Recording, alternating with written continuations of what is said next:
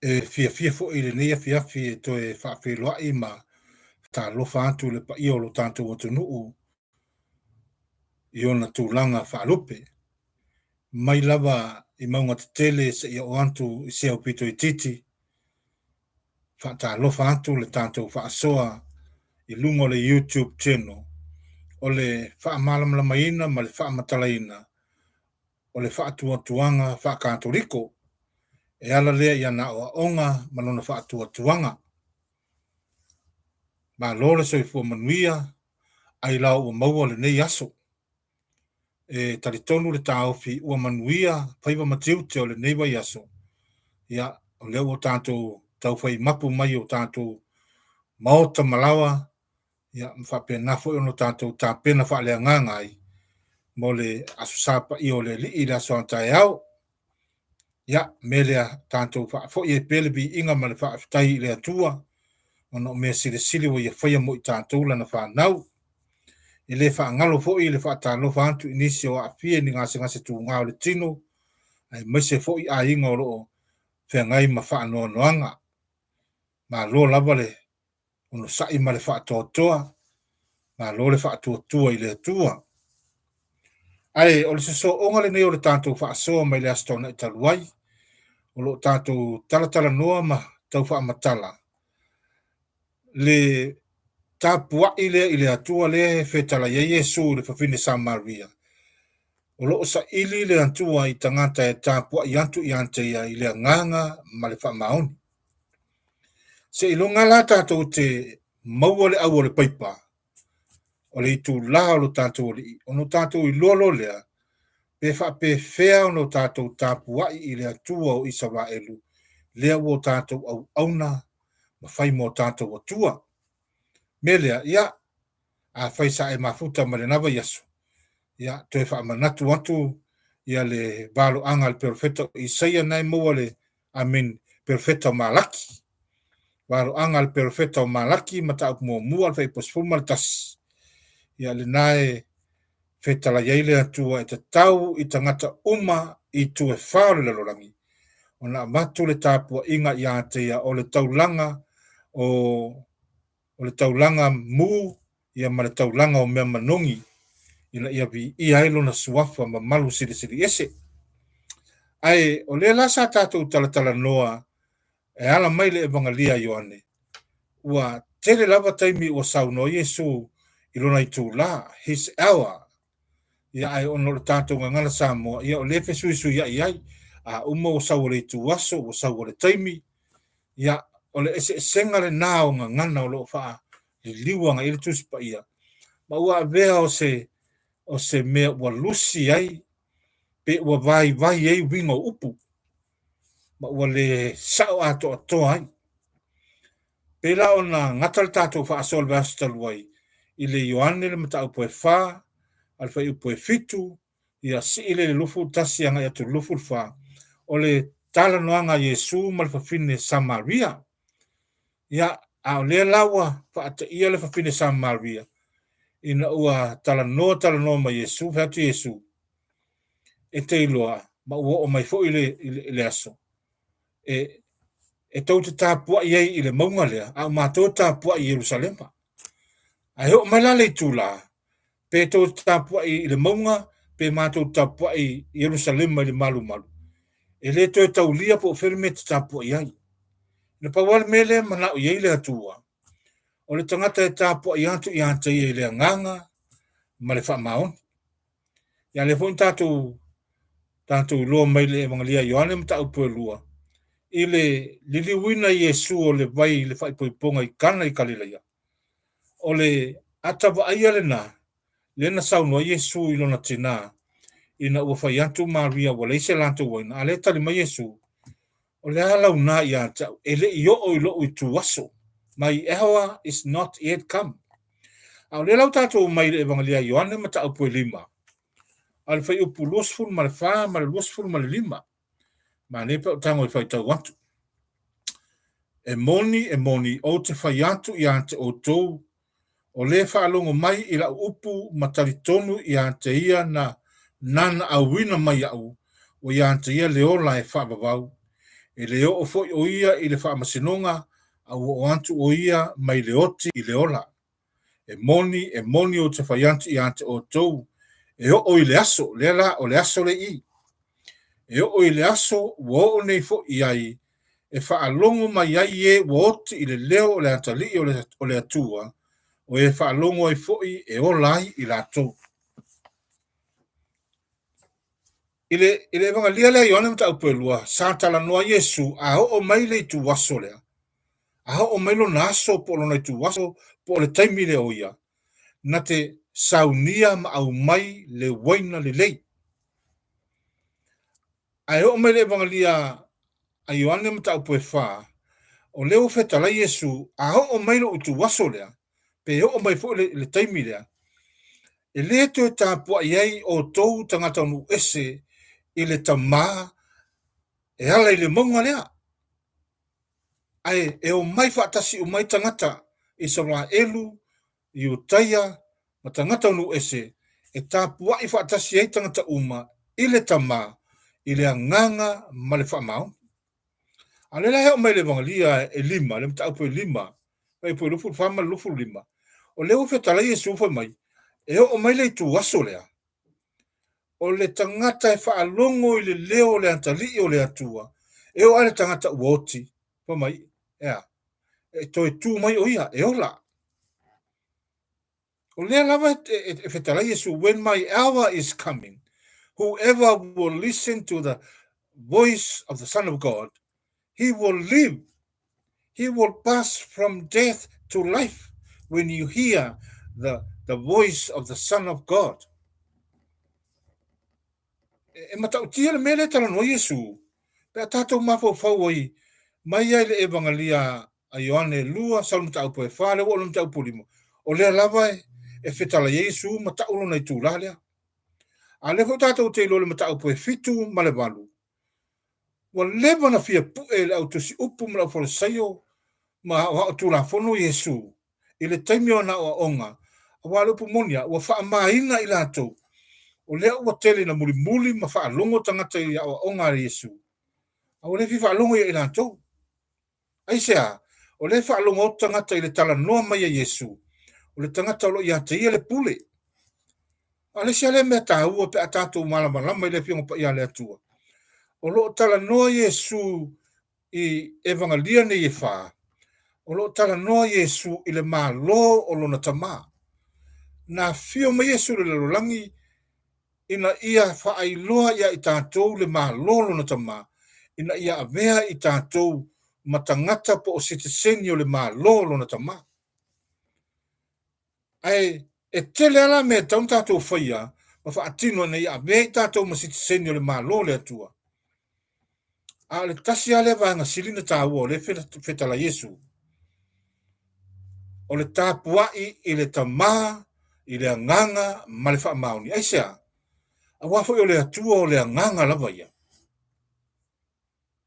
tātou o mai la le mata upo sifuru ma le lua a le whai pulo sifuru anga e turi lufu le wha o le manei ia pe a whape o le te muli mai tātou whaasoa ma e mai tau le whaasolongo le tātou wha matalanga.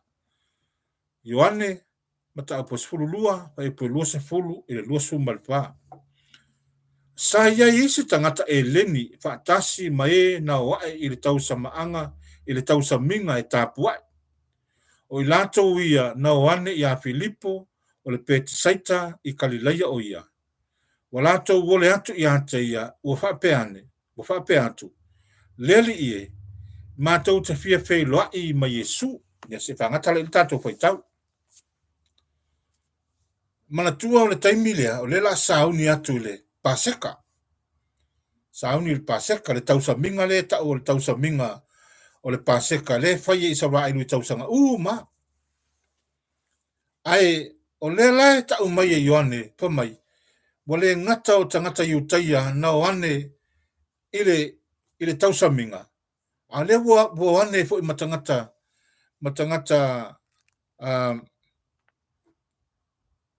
Eleni, creeks.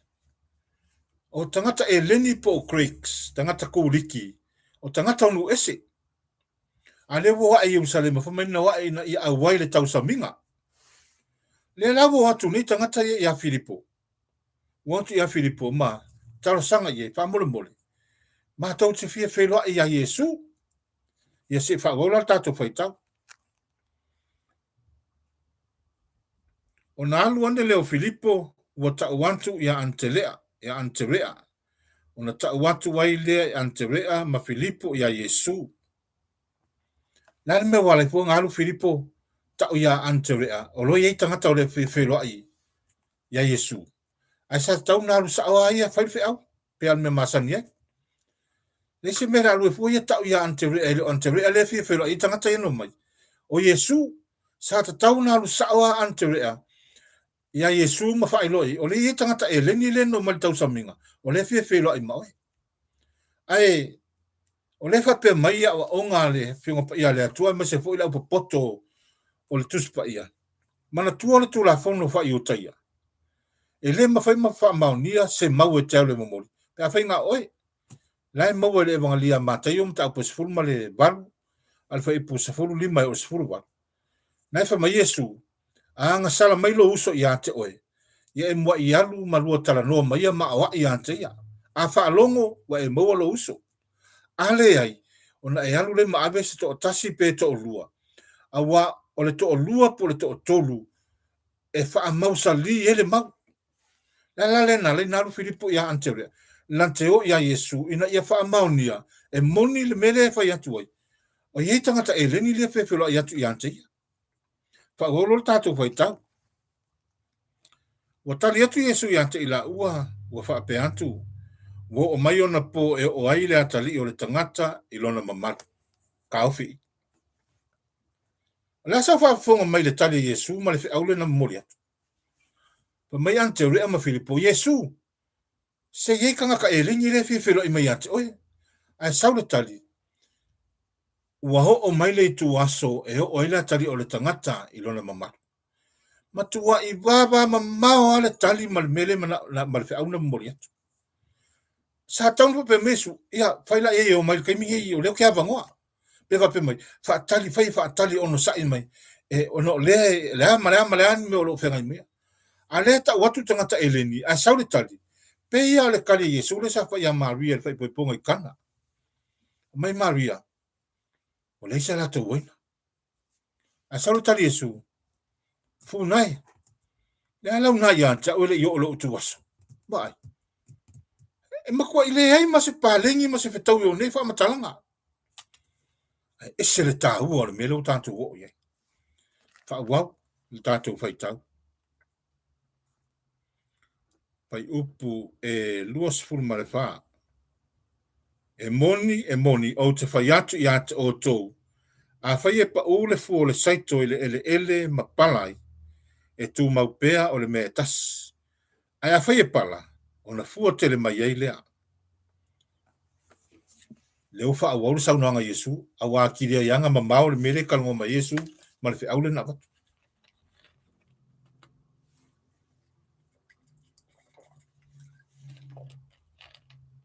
O le ale wingo sau noanga Yesu. Le ale wingo sau noanga Yesu. O oile tu waso e o oila tali o le tangata ilo na mamaru. Wai moni o te whaiati ante o tau ale pa o le fu o le saito ele mapala e tu maua le metas. E si ilunga e pala o na fu o tele maila. Mana tua fo ilen tatu a mata mai. Pa mai Yesu, when my hour is coming, I will provide wine, great wine. The greatest wine I will provide when my hour is coming. O na omenele vangilia e fa, Ioane fa.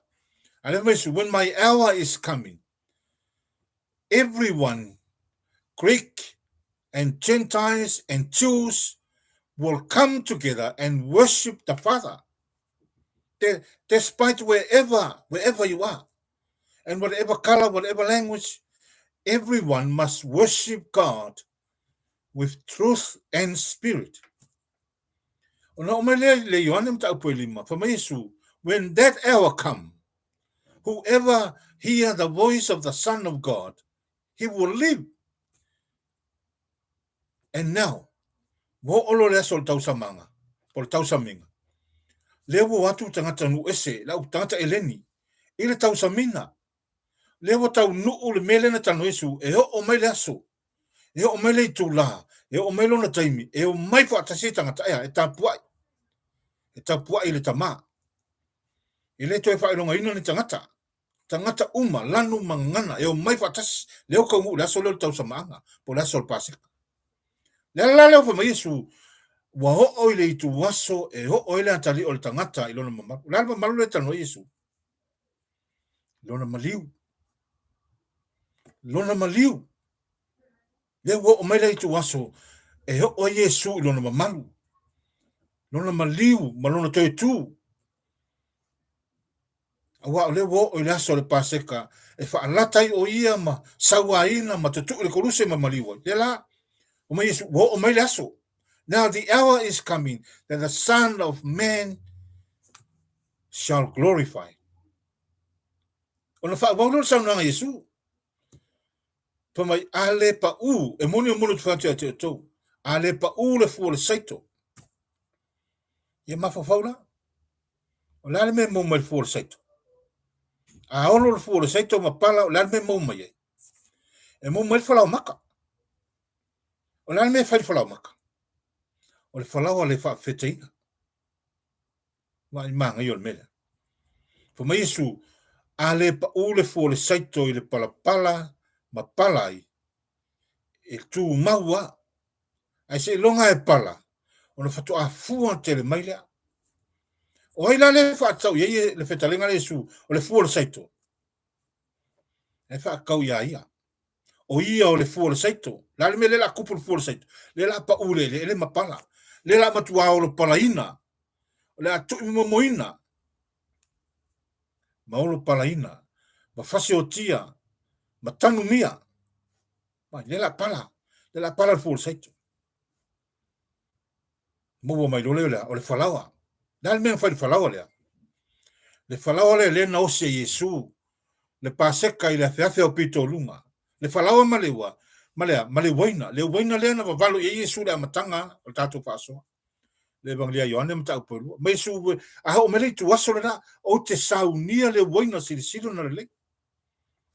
Ne la wo le tu waso. Wa amaya ya Yesu le waina ma le falawa le fa peteina i le fua o le saito e pa ule le ele mapala. Le falawa le na le fa peteina ma le waina.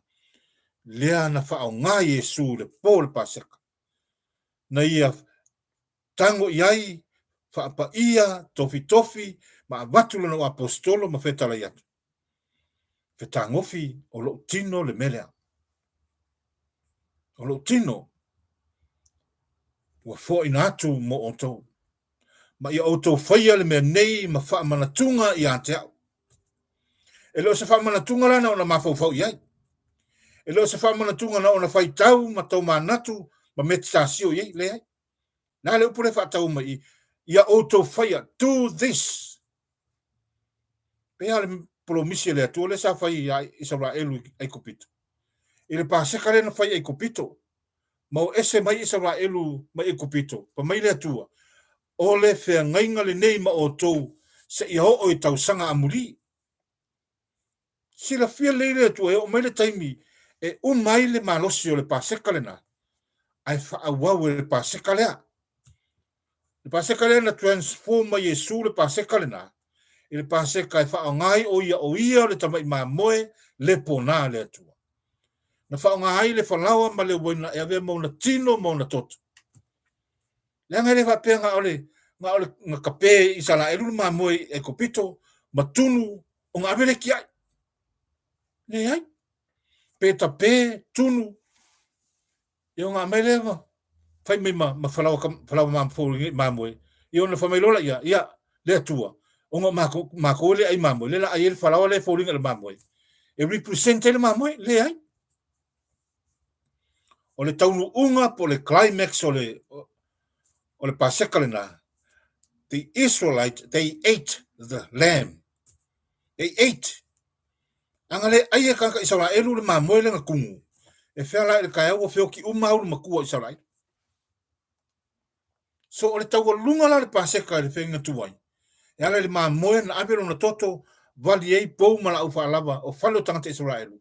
Ai tunu le tino le maa moe ma ai tangata Israelu. O le tau lunga atole na le paseka, o na oho ai lola. O na mai ai lola ia me e kopito anga iatu I kanana. E wha penala le paseka le na wha Yesu. Le na wha ngai, le whalawa mai le fuo le saito, e pa ule le ele ma pana, maolo, ma o mai ma wale whalawa mata whai ele le whalawa le whapete. Le whalawa la le nā, ma le waina lea na sui e Yesu vai I le whaipoiponga I kana I kalilai. Le watu whaatase Yesu. Lala melo kupui. Lala melo tupui. People from Gentiles and the Jews from all over the world, they come together to what? To worship God. Through what? Through the truth and the spirit. Ole truth ma le spirit. Ole nganga le ole atua. Lena te li uai le whalawa ma le wan. E avea matino moni ma toto moni o Yesu. Le liu le whalawa e avea matino moni o Yesu. Ai le liu le waina e avea ma toto moni o Yesu. Le tapua ingala le na. Le tapua ingale na. Le na whaia Yesu le pō le paseka. O le ulua I taulanga pa ia o le misa le na. That was the first sacrifice of the mass. Vai la kon ka ki o mele. O le fisiri la. O le hale umi. Na le umi o le taulanga pa ia o le misa. It's only an hour. Only an hour le umi o le sakala meta o le Eucharistia. Po o le taulanga pa ia o le misa. Only an hour. Le la wa tau nuu Yesu le ITULA. E au mai ele woina silo na lei. E o mai whaatasi tangata e tapuai le atua I le nganga ma le wha maoni. Awa o Yesu o ia o le atua na liu tangata. O lana taulanga le na o fuantu I le atua. Ma momoli atua I tātou ma tātou wangasala. That is the worship that God wants from us. Le tala no mali perfecta o malaki. Ina mta mo mo fai pasumatas. Le taulanga le na. Le mana o mai le atua tātou te momoli atu. Mai tu e whao le laulang. Momoli atu lo na alo Yesu anga lopa. E whai ma tātou taulanga e ala I le sakara meta o le Eucharistia. Yesu o le moni le anganga pa ia o le anganga, le spirit, truth and the spirit. E makau kio Yesu le anga lopa le tātou tapoi. Kai mi umalaka kui o le misa. That's how we must worship God of the Israelites. Pena no fai antu ai telo o fasoa ma se foi le te peitele sa fai lungo le sialat. E leo se tapua inga le mele o le pepese. It's part of the worship. It's a part of it. But that's not how we worship God. O le pese, si ilima, o le tatalo, o le faitonga le pionga pa ia le atua, o le launga. It's all part of our worship. But o le main part o le worship o le atua. O le sacrifice. O le tamai ma moe le pona. Yesu le angalofa mamana. Lea na ia whaasa tauloina o ia. Ma tu watu lona soifua ato otoa. Ina e mawhai o na whai mataulanga I lona tama. Nea la tātou te mai e le ngata. Tātou te mai tāpuai I le antua. E whao ngai le whalawa ma le waina. Tātou umo tangata unu ese ma tangata iutaia. Mo tātou whaalongo I lea. I le si upofonga o le atali o le atua. Ina ua wheta lai mai le atali o le atua. Wheta ngofi o lo utino le melea. E mai manga ia. Wheta ngofi e whiinu o lo utoto le melea. Nala nampero se Yesu no apostol. O te iate o tau ia so uma e o le ngata angalo lang lela. Taimi uma e tātou te pati ele taulanga pa i o le misa. O lo tātou mafuta ma Yesu anga lofa mamana. Aso uma. Ma ia whawhanga ia I tātou lo na tino ma lo na toto. Le refa ma Yesu. Evangelia Ioane mata upu e ono al whaipu 5 tolu anga I atu il whaiu. O se ai le nei areto. e maua ia le ola e whaapapa. Ai ole a reto te avatu ia te otou, o lo tino, a wa lo tino le me ai moni lea, o lo toto fo i o le me ainu moni lea. O se ai lo tino mainu lo toto, o ia te ia le ola e whaapapau, ma e o te toi whaatu ia te ia le aso ngata. How great is that? How marvelous is that? A whaila tato te le tatu talo whai a Yesu. Talo whai lo tato wari i whaola, ma lona pulu nau mai. Wa le ai lava se mea na to toe i ante ia. Wa le ngata wa ofo mai lona soifua e maliu, tu tui masawa ina ilunga koluse matanu mie lele. A ua whapenana ofo mai lona tino pa i e whai matato me ayo leola e whapapau. Fua i mai lona toto e tongi ola i tatou. A ue toi fua i mai fo lona tina e whai mo tatou tina. O la si meo toi a Yesu. E se mea. He emptied himself for our sake. Ale ta hua i lo tatou whaalongo maustai. Whaalongo maustai. Tali tonu ia Yesua ngā lofa. Awana i pei tatou o toma. Pea tu ele o apostolo. O mato wa aile li. Fa mai se longa e kuulo kama i lima. Ili mena tutu i ei whao. Ma tuulo lima ili tu ili mena tu i ele tau. Kwa kongu rea. Ia le la ala kwa Yesu la sanga i ko kulim fa pa upa mai. Leli i e lo wa tuai. Aisea. Mor ka ngaka ile kat kongu. A lewa no fa manatu antu. Ta lofa ia te oe pea e foi ai te leta le tonu ia o onga a Yesua ngā lofa na tuu fa solo mailo na apostolo malana e kalesia. Ta ua ia o le melea. Aua le fa maa alu loto, pa mai ale upo le faisalamo tabit. O le aso nei e te fa alongo ilo na si upaponga, aua nei fa maa lo loto. Ta lia Yesu. Leo o tato iai le tu lao lo tato ori. E hala le taulanga pa ion misa. Le te ofa mai le tasi o fo mai o le tusi pa ia. O se tasi fo i o apologies o le kalesia. Te mi tatou te o le taulanga pa ion misa. O lo tatou wo i le langi. Every time we go to mass, we are going to heaven. Aisea. O le taulanga pa ion na misa lalawe.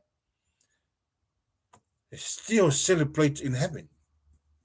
That's the liturgy is continuing in heaven. Ngai fa wale le misala na. Al mera le fai le kalesia lolam. Usa lenga le sulu kwal pala kal misana tasi. Hola umatato. Peia le mori le hola. Anga palaka kwal palaka ile palaka le pi le wo. Alai ole generator. Hola mo mai mori malam lama tato. Apenga umala mele.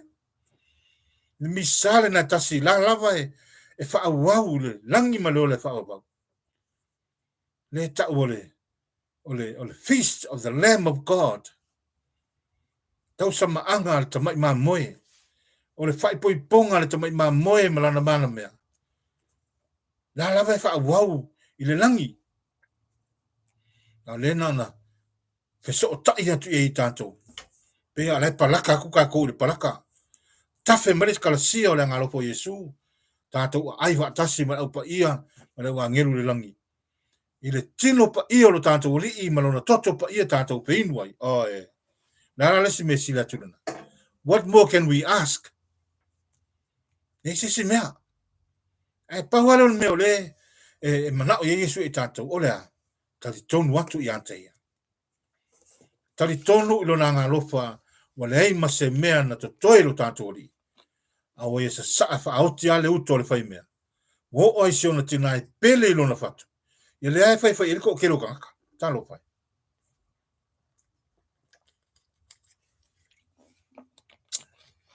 Mea le Samoa. Ole winga le nao le sau noanga le Yesu e maua e vangalia ia. Le vangalia Ioane. E ala ilona ITULA. When his hour is coming. Ale ITULA la. O le taulanga pa iol misa. Le taulanga pa iol misa. Le ITULA le nao lo tātu oli. Na au mai e Yesu le waina.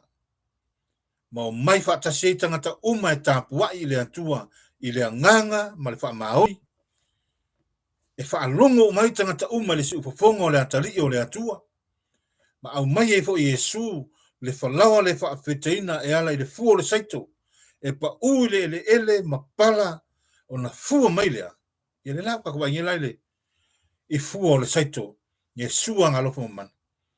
E ala i lona maliu, malona toi tu manu malo, le uto e fio le langi, ala le mele ia i tato, lea lava tato te mafuta ma Yesu anga lofa, e ala i le sakala meta o le ukaristia.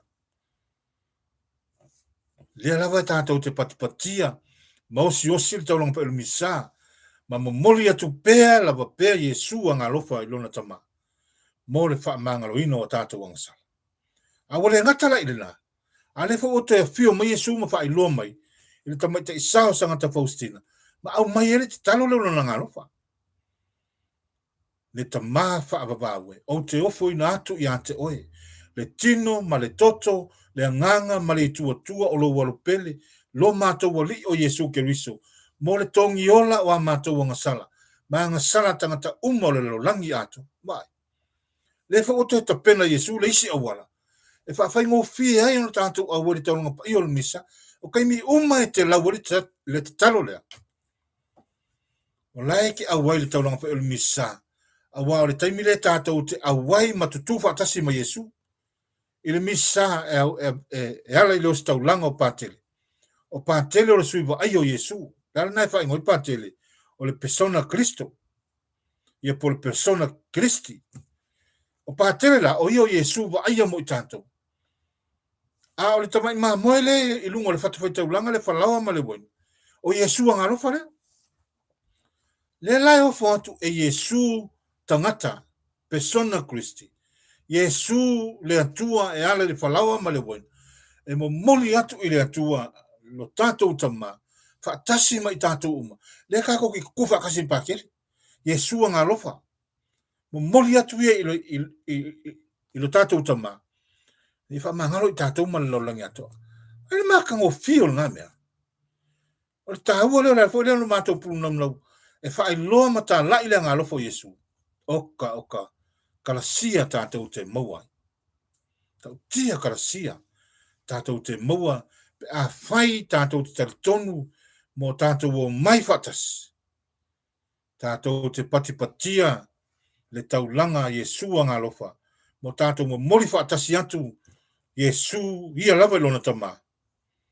Ina e whamangalo i tātou, ma whawhanga i tātou lona tino, ma lona toto, anganga, ma lona i tua. O le taualunga lana tātou whamatalanga, ma le whaasoa.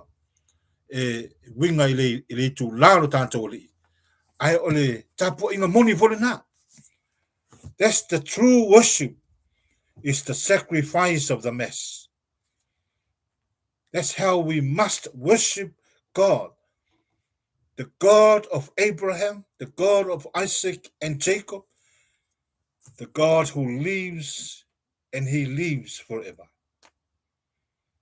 Melea, ia, tawana tu watu i au tafa. Talia, malele talia, eleo se matafa yoli na le apostolo. Tawale nei o le tau longo ma whaamanatu atu. Awa lava ne e melea kalasio le ngalopo Yesu. Na ia tapena whaafafine o tō anga ma tuu i lana mana mea lana kalesia. O na toi fo ilo Yesu, na lai whakali me Yesu i le langi ma leo lai whaababa. Ia, au le ta pena i tātou, e ala i lona ofisa malanga, ia tātou te fo i atu i lona maa loe whaababau. Ia, masalo le vai aso faupe au le ole mana malosi. Ia la tamu haifo i watu se tātou mata upu, se i toi tilo atu, i le whaamatalaino le kalesia. Ia, awa pefo ia tātou toi fo ia. Ia, toi whaalau tele, ma toi whaamautu, le tāua o le kalesia na whaavai Yesu, a ngalofa mamana. O te alofa tele mo o tou, ia whaamanu atu Yesu, le pa iolo tātou o tunuu, po whea se tafo ke lopelo e mai moma e mafuta mai ai, ia pe te tauane fo ia tātou whaasompa amatalanga, e mai mo iai. Ia te oe, ma le ainga whaamanianga Yesu, le ngalofa mamana. Turi te tau mali tātou puluklame le soantai au le toi whaolaola le whaleo manu. Ia, o le a whapenafu na mātou mafuta tuai ma fionga i apostolo. Ia, wale tātou whaasoa, le ngata i evangalia ma whaitonga le soantai au. Ia, e whapea fo i le tus fa mo waso to mai te sao sangata Faustina fa manuia malo longo le nepo tatou fai ul fai longo koluse i le sua for tamā ma le alo ma le nganga pa ia amene ma amene